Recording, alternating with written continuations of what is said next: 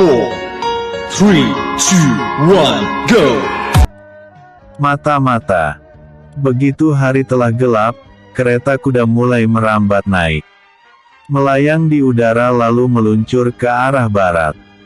Asmarini sempat gemetar sebelum akhirnya bisa menyesuaikan diri. "Paman, Bibi, jangan cepat-cepat." Asmarini lebih memilih duduk di dalam. Dia merasa inggis ketika melihat keluar. Yang terlihat hanya hamparan hitam dengan sedikit kelap-kelip cahaya lampu buah jarak. Dia merasa seperti dalam sebuah dongeng. Seorang putri yang menaiki kereta terbang. Tapi ini bukan dongeng, juga tidak sedang bermimpi. Nanti jangan langsung turun di depan padepokan, tapi agak jauh sedikit. Pesan Asmarini kepada kuda guriangnya. Seandainya ada Adijaya menemaninya di sini, mungkin akan terasa indah berada di dalam kereta terbang. Bisa jadi kalau ada orang yang melihatnya, pasti akan dianggap putri dari alam lain. Karena inggis, Asmarini tidak berani melihat keluar lagi. Dia hanya menunggu kereta sampai mendarat.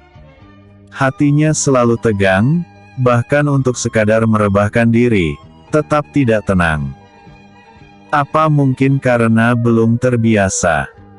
Setelah beberapa lama gadis ini merasakan ada guncangan kecil pada keretanya. "Sudah sampai, Gusti Putri." Asmarini melihat keluar dari jendela. Ternyata dia sudah berada di sebuah hutan. Dia menarik napas lega. Ketegangannya hilang seketika. "Berapa lama lagi menuju terang?" tanya Asmarini karena tidak tahu sudah berapa lama perjalanan di atas udaranya. "Masih agak lama, Gusti Putri, istirahat saja dulu." Si gadis ikuti saran pengabdinya. Kebetulan dia juga ngantuk. Maka dia merebahkan diri di lantai kereta yang terasa empuk dan hangat karena dilapisi permadani yang tebal. Kedatangan Asmarini tentu saja lebih cepat daripada pasukan padepokan Gunung Sindu yang memerlukan waktu sekitar 3 hari. Kereta terbang Asmarini hanya memakan semalaman saja. Jika dihitung sejak keberangkatan. Hari itu Asmarini dan Adijaya berpisah berbagi tugas. Besoknya saat hari masih gelap Asmarini sudah sampai di hutan dekat padepokan Karangbolong. Sedangkan Adijaya mengikuti si kumis alias Kuntawala 3 hari baru sampai di Gunung Sindu. Kemudian hari itu juga pasukan Gunung Sindu berangkat menyerang Karangbolong, membutuhkan 3 hari untuk sampai di sana. Berarti Asmarini akan menunggu 5-6 hari hingga kedatangan pasukan murid padepokan Gunung Sindu. Namun, si gadis tidak tahu kapan mereka akan datang. Setelah hari terang, Asmarini terbangun dari lelapnya. Dari jauh terdengar deburan ombak sambung menyambung menggerus pasir hingga ke pantai. Ada juga yang menghantam batu karang. Asmarini ingat perkataan suaminya yang ingin mengajak bermain di pantai. Berarti padepokan Karangbolong berada dekat dengan pantai. Dia lupa lagi bagaimana suasana pantai. Dulu waktu kecil ketika masih tinggal di kerajaan Wanagiri, dia pernah sekali ke pantai. Kerajaan Wanagiri dekat dengan pantai utara. Wanita muda dan mungil ini mencari pancuran di dalam hutan kecil itu untuk membersihkan badannya. Tidak membutuhkan waktu lama dia menemukannya di tempat yang agak tersembunyi. Tanpa ragu lagi dia melepas pakaian lalu menceburkan diri ke telaga kecil di bawah pancuran air yang lebih mirip air terjun ukuran kecil. Biarpun dingin airnya, namun tidak sampai bikin menggigil. Asmarini menikmati setiap sentuhan air menyegarkan itu membasuh seluruh tubuh indahnya. Seandainya Kakang ikut mandi bersama, gumam si mungil tersenyum membayangkan wajah sang suami. Sesaat pikirannya melayang. Setelah beberapa lama akhirnya Asmarini menyudahi mandinya. Segera dia kenakan kembali pakaiannya. Dalam waktu singkat si mungil telah berpenampilan rapi dan menarik. Di dalam kereta kuda dia mempunyai peralatan untuk bersolek. "Paman, Bibi, sudah bisa berangkat." "Siap, Gusti Putri." Tapi baru saja 2 tombak melaju, Asmarini menyuruh berhenti lagi. "Tunggu. Apa Gusti Putri melihat 2 orang di depan sana?" "Iya, bisakah Paman dan Bibi membuat kereta ini tak terlihat oleh mereka?" "Bisa, Gusti Putri. Lihat saja." Pandangan Asmarini yang jeli bisa melihat 2 orang pemuda yang sedang berjalan ke arahnya. Pakaian mereka seragam berupa rompi loreng-loreng. Setelah berada di depan kereta mereka tampak kebingungan seperti kehilangan sesuatu yang sebelumnya mereka lihat. "Tadi jelas ada sebuah kereta kuda di sini. Kau juga melihatnya, kan, Wasta?" "Iya, Pawana. Tapi kenapa mendadak menghilang? Mungkinkah kabar tentang Putri Pantai Selatan itu benar adanya?" "Ah, itu cuma dongeng, Pawana." Dari percakapan mereka Asmarini tahu, sebelumnya mereka melihat kereta kuda. Kini menghilang, berarti tipuan sepasang kuda guri yang sudah bekerja. Siapa mereka? Dari pakaiannya yang seragam mereka pasti satu kelompok. Dia berniat mengetahui lebih jauh, siapa tahu saja berkaitan dengan tugasnya. "Siapa mereka, Paman?" "Murid Padepokan Karangbolong, Gusti Putri." Gerak-gerik mereka mencurigakan, sepertinya mereka keluar tanpa sepengetahuan murid lain. "Saya akan mengunci mereka agar apa yang akan dilakukan mereka di sini saja." Asmarini memperhatikan mereka kembali. "Sudahlah, mungkin mata kita saja yang halusinasi," ujar Pawana. "Ya, sebaiknya kita cepat melakukan tugas," sahut Wasta. Tapi Mahesa belum nampak batang hidungnya. Mereka memandang terus ke arah belakang kereta. Menunggu seseorang yang dijanjikan akan bertemu di tempat ini. "Itu dia orangnya," tunjuk Pawana sambil menghela napas lega. Begitu juga temannya, karena mereka sebenarnya cukup tegang. Dari arah belakang kereta muncul seorang pemuda seumuran mereka yang berpakaian berbeda. Tampilannya sangar terutama wajahnya yang kehitaman. "Mahesa, kami sudah menunggumu," sambut Pawana. "Bagus, seperti biasa aku tidak akan lama hanya menyampaikan kabar saja," sahut Mahesa. "Bagaimana?" tanya Wasta. "Kalau dihitung sejak kabar yang kuterima, maka sekitar 5 atau 6 hari lagi pasukan sudah sampai di sini dan siap menyerang." Pawana dan Wasta saling pandang lalu sama-sama mengangguk. "Baik, kami akan mempersiapkan diri bersama yang lain," kata Wasta. "Aku pergi, kalian juga segera kembali agar tidak dicurigai." Setelah berkata begitu Mahesa langsung balik badan dan meninggalkan mereka. Wasta dan Pawana pun bergegas kembali ke padepokan. "Siapa Mahesa itu, Paman?" tanya Asmarini. "Murid Padepokan Gunung Sindu yang berdiam di sekitar Padepokan Karangbolong, ditugaskan untuk mengawasi." "Dia tidak sendiri. Berarti Pawana dan Wasta adalah pengkhianat atau mata-mata," sambung Asmarini mengungkapkan pikirannya. "Betul, Gusti Putri. Aku harus segera membongkar keberadaan mereka. Paman dan Bibi, mari jalan tapi tetap jangan tampakkan diri. Nanti setelah berada dekat di padepokan, aku akan jalan kaki saja. Baik, Gusti Putri. Kereta kuda yang kini tak kasat mata melaju pelan menyusuri jalan di sisi hutan kecil itu. Beberapa lama kemudian Asmarini melihat sebuah pagar terbuat dari susunan batu kotak tinggi dan panjang seperti benteng. Asmarini menghentikan keretanya. Lalu dia turun setelah diberitahu bahwa ini adalah pagar pembatas lingkungan padepokan Karangbolong. Paman dan Bibi tetap sembunyikan diri. Perintah Asmarini sebelum dia melangkah mencari pintu gerbang padepokan. Setelah turun dari kereta tentu saja wujud si mungil ini kelihatan seperti biasa. Sebab hanya ketika di dalam kereta saja dia tak kasat mata. Setelah berjalan cukup jauh akhirnya si cantik mungil menemukan juga pintu gerbang yang dijaga oleh 2 orang murid yang sedang kebagian tugas jaga. Ternyata mereka Wasta dan Pawana.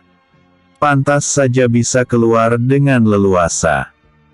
Kalau mereka buru-buru kembali itu karena takut ketahuan tempat jaga dalam keadaan kosong. Inggris bahasa Indonesianya apa? Ya. Padepokan Karangbolong. Sampurasun. Rampes. Pawana dan Wasta terperanjat hampir tak berkedip menyaksikan kedatangan asmara bak seorang putri jelita anggun mempesona. Nyai tidak salah datang kemari. Tanya Wasta sangat sopan bahkan sedikit membungkuk. Tentu saja mereka heran, tak ada angin tak ada hujan tiba-tiba muncul seorang gadis cantik. Apalagi selama di padepokan mereka jarang melihat wanita karena semua muridnya laki-laki. Tidak, saya memang hendak bertemu Mahaguru Manguntara. 2 penjaga ini saling pandang. Nama Mahaguru mereka memang terkenal, tapi tetap saja merasa aneh seorang gadis sendirian hendak menemuinya. Mari, Nyai, saya antar. Wasta menerima dan membuka jalan untuk Asmarini. Si mungil mengikuti orang itu dari belakang. Sementara Pawana hanya bisa menelan ludah. Asmarini disuguhkan pemandangan yang menakjubkan. Terdapat banyak bangunan megah berderet rapi. Sepertinya bangunan yang bentuknya mirip ini semacam asrama untuk istirahat para murid. Padepokan Karangbolong memang lebih luas dari Padepokan Linggapura. Luasnya menyamai sebuah istana kerajaan. Jalan yang ia lalui juga terbentuk rapi dengan hiasan tanaman bunga di kedua sisinya. Si mungil dibawa ke sebuah bangunan persegi sama sisi yang besar dan megah berada di tengah-tengah area padepokan. Bangunan ini mempunyai banyak jendela di setiap sisinya, sehingga bagian dalamnya terlihat dari luar karena jendela itu tidak memiliki daun. Tampaknya bangunan ini digunakan untuk pertemuan. Di dalamnya tidak ada sesuatu yang khusus. Hanya lantai kayu yang rata dan mengkilap menghampar seluas bangunan. Nyai harap menunggu di sini, pinta Wasta setelah mereka berada di dalam. Kemudian pemuda ini meninggalkan Asmarini sendirian. Sepanjang jalan tadi banyak murid yang sedang latihan di salah satu lapangan mendadak menoleh ke arah si mungil. Semuanya terpana akan kecantikannya. Setelah 4 murid utama yang merupakan sesepuh padepokan tewas akibat perebutan kekuasaan, sekarang yang melatih para murid adalah anggota Dewan Kehormatan.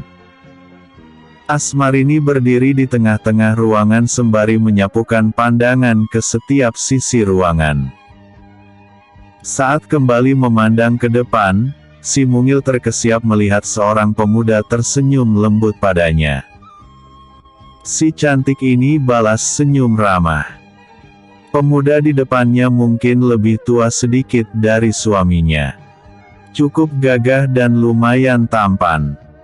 Lain yang ditunggu lain yang datang. Saya Anjasmara, pemimpin Dewan Kehormatan. Si pemuda memperkenalkan. Jika ada hal yang perlu disampaikan, silakan ke saya. Sebelum menjawab Asmarini lempar senyum sopan lagi. Membuat jantung pemuda bernama Anjasmara ini berdegup lebih kencang. Namun, Anjasmara menjaga sikapnya. Sampaikan kepada Mahaguru, saya utusan dari Adijaya. Asmarini ingat, penyerangan dari Padepokan Gunung Sindu diperkirakan 5 atau 6 hari lagi. Jadi masih bisa direncanakan untuk menghadapinya. Tidak ada hal lain? Tanya Anjasmara. Dia mengerti si cantik itu ingin mengutarakan maksudnya langsung ke Mahaguru. Si mungil mengangguk pelan lalu menutup senyumnya. Baiklah. Anjasmara segera berlalu karena dia juga tak bisa menahan debaran dalam dadanya bila terus berada dekat dengan Asmarini. Beberapa lama kemudian Anjasmara kembali bersama seorang kakek yang terlihat masih gagah walau rambutnya banyak yang memutih. Siapa namamu? Tanya si kakek sopan dengan senyum penuh wibawa. Asmarini, si cantik mungil merasakan kedamaian dari tatapan Mahaguru Padepokan ini. Mengapa kereta kudamu ditinggal di luar? Asmarini tersipu malu. Dia ingat cerita sang suami, dulu sang Mahaguru langsung mengetahui kalau Adijaya memiliki guriang pendamping. Sekarang dia mengalaminya. Tidak apa-apa, Mahaguru. Mereka bisa menjaga diri. Mahaguru Manguntara tertawa mengekeh mendengarnya. Kau ketularan suamimu, suka bercanda. Si mungil cantik makin tersipu. Sementara Anjasmara tampak berubah raut wajahnya. Ada sekelumit kecewa dalam sanubarinya begitu mengetahui ternyata Asmarini telah bersuami. Silakan duduk dan utarakan maksudmu. Ki Manguntara kemudian duduk bersila diikuti Anjasmara, sedangkan Asmarini duduk, emok, di depan mereka. Saya ditugaskan untuk membantu di sini. Sengaja Asmarini memberi penjelasan singkat, karena Sang Mahaguru pasti tahu maksudnya. Sang Mahaguru tersenyum lagi. Aku masih manusia, sudah pasti ada hal yang tidak bisa aku perkirakan. Aku memang tahu tentang rencana penyerangan Gunung Sindu, tapi tidak tahu kapan waktunya. Menurut mata-mata yang menyamar jadi murid di sini, 5 atau 6 hari lagi penyerangan itu tiba, jelas Asmarini. Mata-mata. Ki Manguntara sedikit terkejut. Ternyata ketinggian ilmuku tidak mampu mendeteksi adanya penyusup, sesalnya. Saya juga secara kebetulan memergoki mereka. Nyai sudah tahu orangnya? Tanya Anjasmara kaku. Asmarini mengangguk, lalu dia memberitahukan kejadian tadi pagi yang dilakukan Wasta dan Pawana. Anjasmara sangat terkejut setelah tahu mereka mata-mata. Kemungkinan bukan hanya mereka berdua, tambah Asmarini. Kau tahu apa yang harus kau lakukan? Tanya Mahaguru kepada Anjasmara. Saya tahu, Eyang. Saya mohon diri. Setelah menjura Anjasmara bangun dengan cara sopan lalu meninggalkan ruangan. Anjasmara memerintahkan salah satu anggota Dewan Kehormatan untuk memanggil Wasta dan Pawana, bahkan langsung dibawa ke tempat khusus untuk mengorek keterangan. Wasta dan Pawana yang tidak merasa curiga langsung menurut saja melaksanakan perintah. Di tengah jalan yang sepi, tiba-tiba mereka dibuat tidak sadarkan diri. Setelah siuman, ternyata mereka berada di sebuah ruangan yang temaram dan tubuh mereka dalam keadaan tertotok lemah. Seketika mereka sadar, mungkinkah Dewan Kehormatan sudah mengetahui jati diri mereka? Sebaiknya sebutkan siapa saja komplotan kalian. Terdengar suara pelan tapi terasa menekan ke ulu hati, karena suara itu dilapisi tenaga dalam. Seseorang yang tidak jelas sosoknya berdiri di hadapan mereka yang tergeletak menyandar ke dinding. Kalaupun kalian tidak mau menjawab, aku sudah tahu semua tentang rencana penyerangan padepokan sesat itu. Sementara kalian disekap di sini, maka komplotan kalian akan kebingungan menentukan sikap. Saat itulah aku bisa melihat siapa saja mereka. Tidak ada jawaban. Wasta dan Pawana tetap diam. Posisi mereka sudah mati langkah. Padahal rencana mereka ingin memberikan kejutan berupa serangan dadakan. Dengan begitu, Padepokan Karangbolong tidak memiliki persiapan. Tapi kalau sudah bocor informasinya, maka Karangbolong akan mempersiapkan sedini mungkin untuk menghadapi penyerangan. Yang bikin dua penyusup ini penasaran, siapa yang telah membongkar kedok mereka. Kalau ingin hukumannya diperingan, maka cepat katakan. Karena tidak ada gunanya kalian diam. Ingat, kami bukan golonganmu yang berhati kejam. Kami masih ada hati nurani. Suara yang sebenarnya sangat dikenal mereka, Anjasmara pemimpin Dewan Kehormatan. Kelompok yang kini mengatur roda kehidupan di Padepokan setelah kehilangan 4 sesepuh utama. Sementara itu Asmarini kini berada di kediaman Ki Manguntara. Dia disuguhi makanan dan buah-buahan. Aku sangat percaya kepada suamimu, ujar Mahaguru setelah menyeruput teh pahit. Asmarini tersenyum canggung. Tidak tahu apa yang harus diucapkan. Dia telah menceritakan tentang pergerakan Adijaya sekarang. Ki Manguntara yang dulu sempat melakukan tapa moksa harus membatalkan dan kembali mengurus padepokan karena sengketa yang melanda keempat murid utamanya. Setelah peristiwa itu, pikirannya selalu diliputi penyesalan. Kesaktian baru payung terbang. Tanah lereng di depan gerbang masuk Padepokan Gunung Sindu cukup luas dan datang. Di sana Adijaya berdiri menunggu Sang Mahaguru Padepokan. Sikapnya biasa saja seolah tidak ada persiapan sama sekali. Gentasora baru saja tiba di antar salah seorang muridnya. Dugaannya benar bahwa Kuntawala dibuntuti, tapi mengapa hanya seorang saja? Katanya sepasang suami istri. Nyatanya dia mengenali Adijaya. Kita berjumpa lagi, Mahaguru, kata Adijaya. Dulu tidak sempat bertegur sapa, sekarang aku sengaja menyambangi padepokan ini. Sang Mahaguru tidak menjawab, dia hanya menatap tajam seolah sedang mengukur kebesaran nyali pendekar muda itu. Di sisi lain dia sedang mendengar bisikan Guryang sekutunya. Guryangnya bersemayam di dalam tubuhnya, kau tidak akan mampu melawannya. Biarlah aku yang akan memaksa Guryang itu keluar dari raganya. Setelah itu kau baru bertindak. Adijaya tersenyum karena dia juga mendengar bisikan Padmasari bahwa ada sesosok Guryang mendampingi Gentasora. Oh, ya, lanjut pendekar payung terbang.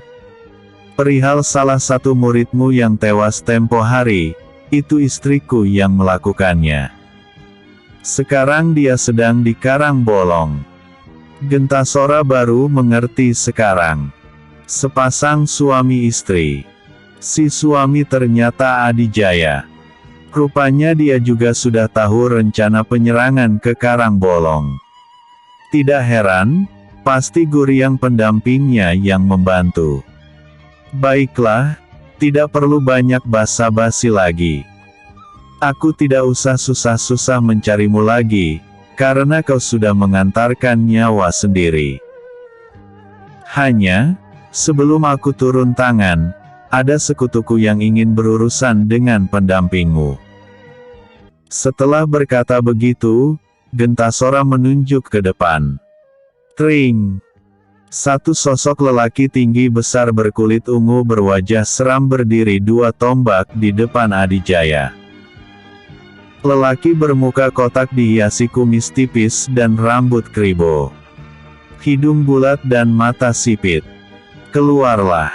Bentak si kribo. Aku ingin menjajaki sesama bangsa. Maksudnya dia bicara kepada Guryang yang bersemayam di raga Adijaya. Kalau kau mampu tariklah dia keluar. Tantang Adijaya. Si kribo mendengkus. Sombong kau, manusia. Dua tangan si tinggi besar berputar-putar di depan dada. Dari putarannya menimbulkan tiupan angin di sekitar tempat itu menjadi kencang. Di lereng gunung itu seperti ada badai mengamuk. Di antara pusaran angin dahsyat itu terasa ada angin lain yang kekuatannya seperti menyedot. Adijaya bergeming di tempatnya, tidak terpengaruh sedikit pun oleh angin besar itu. Adijaya tahu angin yang menyedot ini ditujuan kepada makhluk Guryang.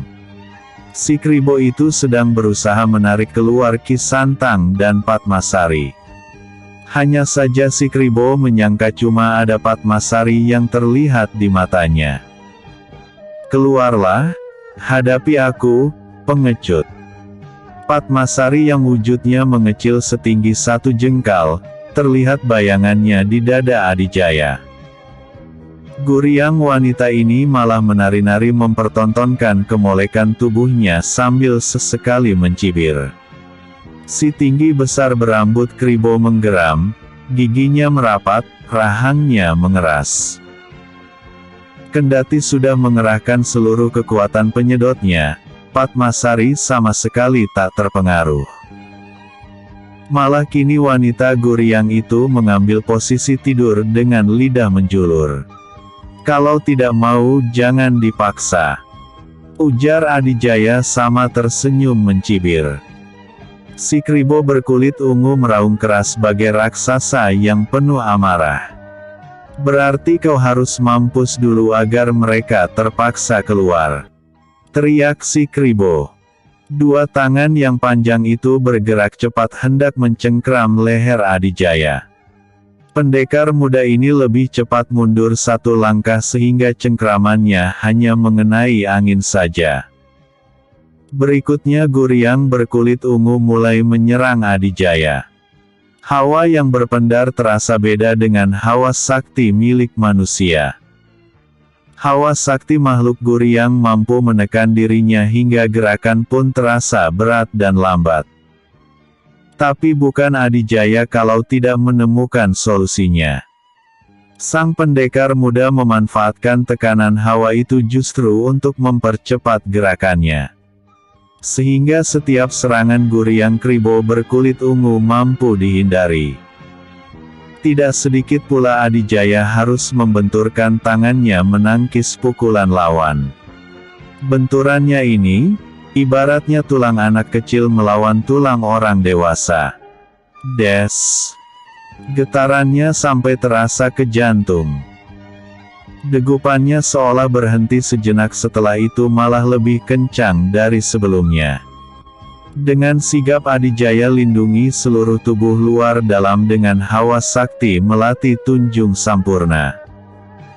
Adijaya pendarkan lebih pekat lagi aroma harum melati untuk membuyarkan konsentrasi lawan. Lumayan, ada hasilnya. Kening Guryang kribo berkulit ungu itu tampak mengkerut menahan aroma harum yang menusuk hidung. Ternyata Guryang juga punya indera penciuman. batin Adijaya sambil menyeringai. Dia sudah bertanya kepada Padmasari, mungkinkah ajian serap sukma bisa digunakan kepada Guryang?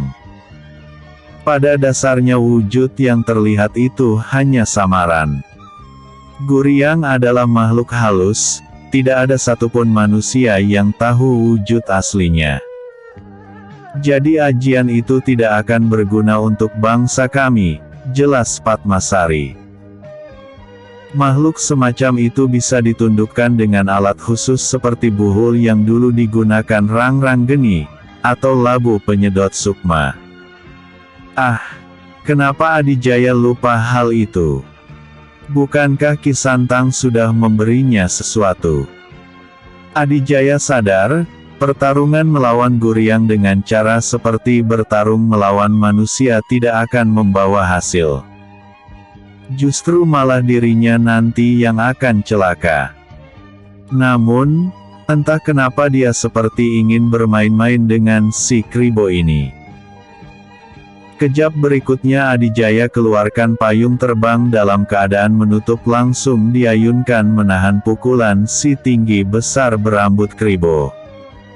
Tak, tak. Si Kribo berkulit ungu terkejut bukan main. Penglihatan Guryangnya jelas tahu bahwa payung itu adalah perwujudan Guryang juga. Yang membuatnya terkejut adalah dia tidak mendeteksi ada Guryang selain Padmasari. Tidak usah terkejut, kalian kan sesama makhluk sebangsa. Adijaya putar-putar payung yang masih ditutup. Kini si Kribo berusaha menghindari benturan dengan payung itu. Dia merasakan kekuatan dalam payung itu sangat besar. Lebih besar dari kekuatannya. Siapa payung itu sebenarnya? Kenapa dia bisa menjadi pendamping manusia ini? Batin si Kribo. Diam-diam dia menyesali perjanjian dengan Gentasora. Ternyata Guryang pendamping Adijaya bukan sembarangan. Di tempatnya berdiri, Gentasora heran dengan Guryang sekutunya yang tampak menghindari payung yang dipegang Adijaya. Apa aku salah mendapatkan dia? Gumam Gentasora. Kenapa dia seperti tak bernyali terhadap payung itu? Aku tahu payung itu juga jelmaan Guryang, tapi kenapa dia takut? Di depan sana Adijaya kini sudah membuka payungnya. Dia terus putar jelmaan Ki Santang itu memburu si Kribo yang tidak mau bersentuhan, sehingga dia melompat ke sana kemari. Kalau kau tidak mau menyentuhnya, aku juga tidak menyentuhnya.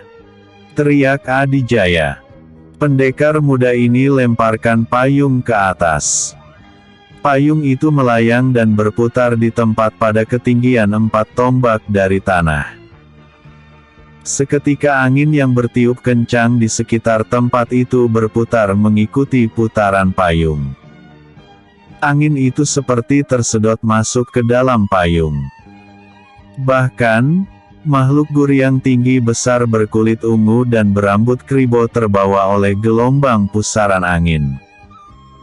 Sosoknya layaknya daun kering yang terbawa angin. Lawan yang lebih tangguh. Guryang tinggi besar berkulit ungu dan berambut Kribo menjerit-jerit keras bagaikan anak kecil yang terbawa arus air banjir. Gentasora sendiri tersurut beberapa langkah ke belakang menghindar agar tidak terbawa pusaran angin yang begitu dahsyat. Sosok Guryang Kribo semakin lama semakin mendekat ke arah payung. Wujudnya berubah menjadi bayang-bayang halus yang tercabik-cabik oleh angin. Lalu tersedot lenyap ke dalam payung seperti kepulan asap yang terhisap. Ternyata inilah kekuatan baru payung terbang, fungsinya sama seperti labu penyedot sukma. Tentu saja kekuatan ini dikhususkan untuk makhluk alam lelembut. Payung tertutup dan kembali ke dalam genggaman tangan Adijaya yang sekejap kemudian menghilang lagi. Melihat hal itu nyali Gentasora jadi meleleh. Makhluk Guryang yang diandalkan bisa membantu cita-citanya. Ternyata begitu mudah ditaklukkan oleh pendekar muda itu. Pantas saja Guryang sekutunya takut bersentuhan dengan payung tersebut. Sementara itu di alam lain, Guryang Kribo berkulit ungu sedang berlutut di hadapan Padmasari dan Ki Santang. Dia memohon ampun berkali-kali karena tidak tahu bahwa yang dia hadapi ternyata Guryang, bangsawan kepercayaan Raja Guryang. Kami justru membantumu agar lepas perjanjian dengan manusia itu, ungkap Ki Santang. Dan kamu harus bersyukur karena masih beruntung berhadapan dengan kami, sambung Padmasari. Maaf, Gusti. Mengapa tidak menampakkan diri dari awal? Mungkin hamba tidak berani berbuat lancang. Ini rencana juragan kami, jawab Padmasari. Beliau mengincar manusia sesat itu, dan kita tidak boleh mencampuri urusannya. Ampun, Gusti. Kiranya dapat memperingan hukuman hamba, mohon Si Kribo. Kamu tidak akan dihukum, kata Ki Santang. Juraganku sangat baik orangnya. Sudahlah, kau pergi saja sana. Beribu-ribu terima kasih hamba haturkan, Gusti. Kalau manusia mungkin dia akan menghela napas lega mendengarnya. Guryang Kribo bersujud sampai membentur-benturkan keningnya beberapa kali saking senangnya tidak mendapat sanksi. Dia sadar, seringan-ringannya hukuman di alam Guryang adalah kurungan di ruang khusus selam 100 tahun. Kembali ke Gentasora, Mahaguru Padepokan Gunung Sindu itu tampak mematung kebingungan antara melawan atau melarikan diri. Kalau melawan, pesimisnya lebih mendominasi. Kalau kabur, hilang sudah mukanya. Bisakah kau bertarung secara ksatria? Sebuah pertanyaan yang entah untuk apa tujuannya karena pikiran masih mentok. Harusnya aku yang bertanya seperti itu. Tukas Adijaya. Baik, asal kau tidak meminta bantuan Guryang pendampingmu. Gentasora sedikit lega seandainya Adijaya mengikuti sarannya. Sekarang Adijaya tahu tujuan Gentasora bersekutu dengan Guryang. Pemimpin tertinggi Padepokan Gunung Sindu itu menyangka kekuatan terbesar dirinya adalah Guryang pendampingnya. Tidak masalah, majulah dengan ilmu terbaikmu, tantang Adijaya. Bibir Gentasora sedikit melengkung. Dia langsung himpun hawa sakti dan tenaga dalam penuh. Dia tidak mau bermain-main lagi. Dia ingin langsung melenyapkan Adijaya. Guryang itu tidak akan bisa berbuat apa-apa bila majikannya tewas. Mahaguru Padepokan Gunung Sindu langsung mengeluarkan ilmu tertingginya. Ajian Badai Suara. Ajian yang mengandalkan teriakan. Suaranya yang menggelegar selain bisa menghancurkan gendang telinga, juga bisa menyerap masuk ke pori-pori dan pembuluh darah. Kemudian akan memecahkan seluruh pembuluh darah dan urat-urat yang ada di tubuh. Akibatnya tubuh akan mengalami kelumpuhan lalu terbakar dari dalam hingga akhirnya hancur menjadi abu. Tapi Adijaya sudah melindungi dirinya dengan hawa sakti melati tunjung sampurna. Menangkis getaran suara dahsyat dengan tebaran aroma wangi bunga melati yang sangat pekat. Di balik itu, Adijaya sudah menyiapkan ajian serap sukma. Dia memang masih mendengar teriakan Gentasora yang memekakkan telinga. Namun, tidak berpengaruh sama sekali. Adijaya melangkah pelan mendekati Gentasora. Sementara di sekitar tempat itu bagaikan terjadi gelombang badai yang dahsyat. Daun-daun rontok. Ranting-ranting kering patah berjatuhan. Semak-semak tercerabut bersama akarnya. Pohon yang lemah batang kayunya tumbang. Benteng dan gerbang padepokan juga tidak luput menjadi korban keganasan suara dahsyat Gentasora. Bahkan sampai ke bagian dalam padepokan. Dinding bangunan yang terbuat dari kayu retak di mana-mana. Bila terus berlanjut maka beberapa bangunan akan roboh. Begitu juga murid-murid yang tersisa, yang tidak ikut dalam penyerangan ke padepokan Karangbolong. Mereka kalang kabut tak mampu meredam suara yang amat keras itu. Beberapa dari mereka yang ilmunya lemah langsung tumbang. Sebenarnya Adijaya juga cukup kesulitan untuk mendekati lawan. Tenaga dorongan suara itu sangat kuat sesuai dengan namanya, bagaikan badai. Setelah mengambil jarak 3 tombak berhadapan dengan Gentasora, pendekar payung terbang bersiap dengan ajiannya. Dia tidak sanggup maju lagi walau 1 langkah. Dorongannya sangat hebat. Adijaya hentakkan 2 tangan ke depan seperti sedang berdoa. Dari jari-jarinya keluar cahaya biru muda sebesar lidi.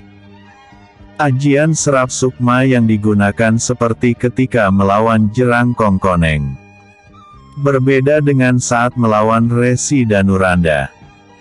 Cahaya bagai beberapa utas tali itu melilit sekujur tubuh Gentasora. Melilit kuat bagai menggencet. Sehingga teriakan dahsyat Gentasora mulai berkurang secara perlahan. Lelaki yang berumur 120 tahun ini keheranan merasa kekuatannya semakin melemah. Semakin mengerahkan tenaga malah semakin menghilang. Ajian badai suara pun akhirnya terhenti. Sang Mahaguru memang masih berteriak, tapi teriakan kesakitan. Sekujur tubuhnya seperti disengat ribuan tawon. Tiupan angin yang meluluh lantakkan seantero tempat juga mendadak lenyap.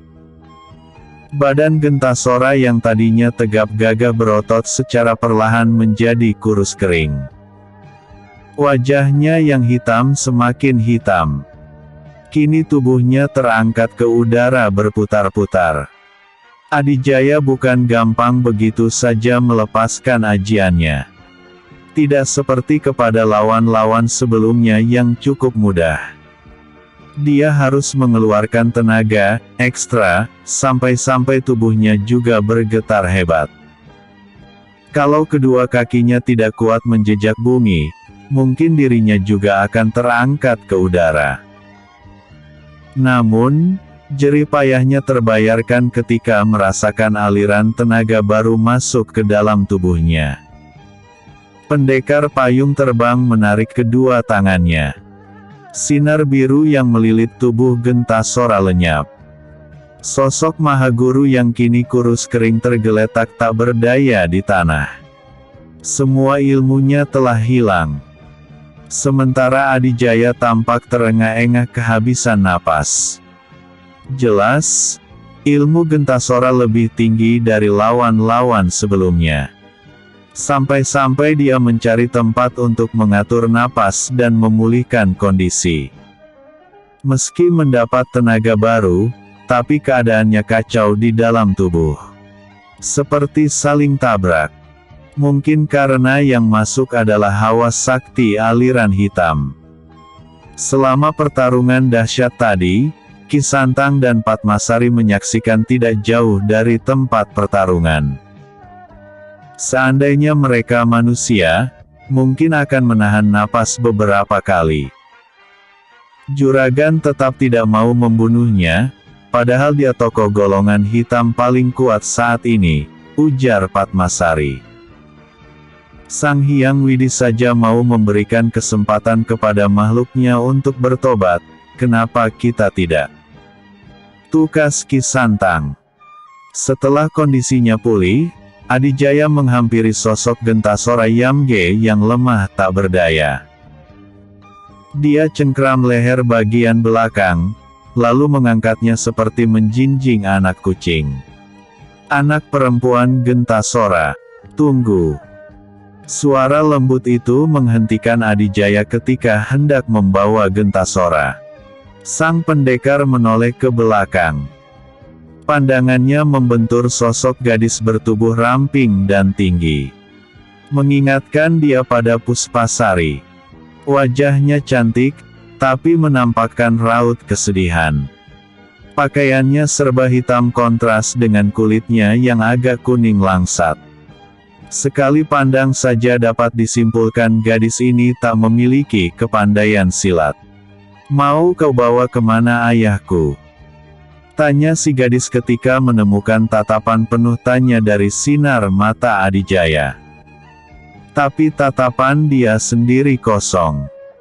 Adijaya meletakkan kembali sosok Gentasora sambil menghela napas. Ternyata dia putrinya.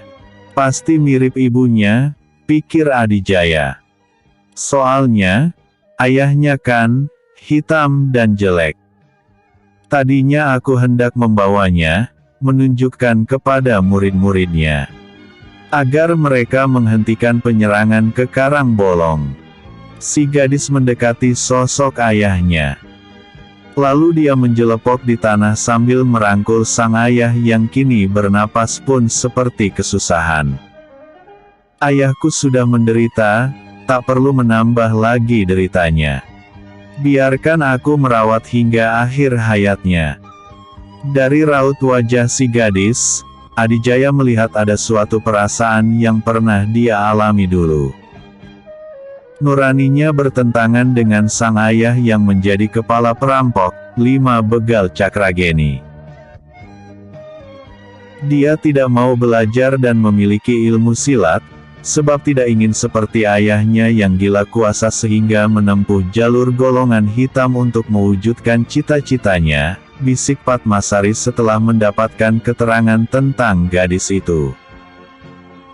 Sama seperti Adijaya dulu, tidak mau memiliki ilmu silat karena takut disalahgunakan menjadi begal seperti ayahnya.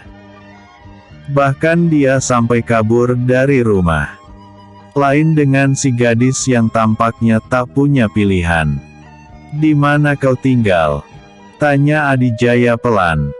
"Aku tidak mempunyai tempat tinggal selain di sini." "Kau tidak ingin mencari tempat baru? Kenapa harus ke tempat baru? Tempat ini penuh dengan hawa buruk, tidak baik untuk ditinggali." Belasan murid yang tersisa karena tidak ikut dalam penyerangan ke Karang Bolong tampak mendekat dengan langkah gontai, wajah yang ditekuk dan tak ada berkas cahaya sedikitpun. Mereka juga takut ketika melihat Adijaya. "Kalian pulanglah ke rumah masing-masing, dan gunakan kemampuan yang kalian miliki di jalan kebaikan," pesan Adijaya. Suaranya biasa saja tidak bernada menakuti. Belasan orang ini menunduk hormat. Masih beruntung mereka dibiarkan hidup. Kemudian mereka meninggalkan tempat itu. Sementara si gadis masih terlihat kebingungan. "Kalau kau mau, aku bisa carikan tempat di desa yang berada di kaki gunung," tawar Adijaya. Si gadis hanya diam dengan tatapan kosong. "Kalau diam berarti mau," bisik Padmasari. Adijaya langsung memanggul tubuh Gentasora ke atas bahunya. Lalu dia melangkah juga meninggalkan tempat itu. Si gadis yang diam beberapa saat akhirnya mengikuti pendekar muda itu. Sebenarnya Adijaya bisa membawa keduanya terbang menggunakan payung terbang, tapi dia takut disalahpahami oleh si gadis. Dan cukup repot juga. Misalnya, tangan satu memegang Gentasora di pundaknya agar tidak jatuh. Tangan satunya lagi memegang payung. Nah, berarti si gadis harus menggelayut atau memeluknya. Ah, repot. Mendingan jalan kaki saja yang normal. Sore hari baru Adijaya menemukan sebuah desa yang lumayan jauh dari bekas markas padepokan Gunung Sindu. Adijaya mencari sebidang tanah di sudut desa. Lalu dia membuatkan rumah sederhana menggunakan bahan kayu dan bambu. Jangan ditanya bagaimana bikinnya. Ilmunya sudah tinggi, jadi bisa membuat rumah itu dalam tempo yang singkat. Sebelum hari gelap, rumah itu telah berdiri dan siap dihuni. Tinggallah dengan damai di sini, tapi jangan sampai warga yang lain tahu bahwa ayahmu adalah Gentasora. Tiba-tiba dalam sekejap tangan Adijaya sudah memegang 3 peti kecil, lalu menyodorkan ke gadis itu. Apa ini? Ini adalah harta ayahmu yang disimpan di padepokan. Si gadis terkejut, kapan Adijaya mengambilnya? Tapi segera maklum karena kesaktian pemuda itu memang hebat. Padahal Adijaya menyuruh Ki Santang yang mengambilnya. Kenapa kau baik padaku? Karena kamu cantik, Maksudku, pada dasarnya setiap orang itu baik. Nafsunya yang mengubah sifatnya. Jika baik dalam mengendalikan nafsu maka sifatnya akan baik pula. Tapi bila tidak bisa menahannya, ya, begitulah. Adijaya garuk-garuk kepala lalu memalingkan muka. Si gadis sempat memerah wajahnya. Sementara dalam hati Adijaya menggerutu kenapa bisa bilang begitu. Dasar lelaki, bisik Padmasari pelan. Ya, sudah, aku pergi. Pamit. Adijaya tidak mau ada rasa yang berkelanjutan. Makanya dia juga tak menanyakan nama si gadis. Dia jadi ingat istrinya. Si mungil yang selalu membuatnya terhempas dalam kepuasan. Berapa hari sampai di Karangbolong? Tanya Adijaya setelah jauh meninggalkan desa. 3 hari, jawab Padmasari. Berarti 3 hari lagi penyerangan itu terjadi. Juragan ingin berjalan biasa yang menempuh 3 hari, atau ingin yang sekejap sampai? Tawar Ki Santang memberikan pilihan. Istriku sudah sampai di sana. Dari 3 hari yang lalu, dalam semalam juragan istri sudah sampai. Wah! Adijaya membayangkan kereta kuda yang terbang dengan kecepatan tinggi. Jangan menunggu lama-lama, di sana banyak pemuda yang jatuh hati sama juragan istri, goda Padmasari. Tidak perlu cemas, istri itu cerminan suami.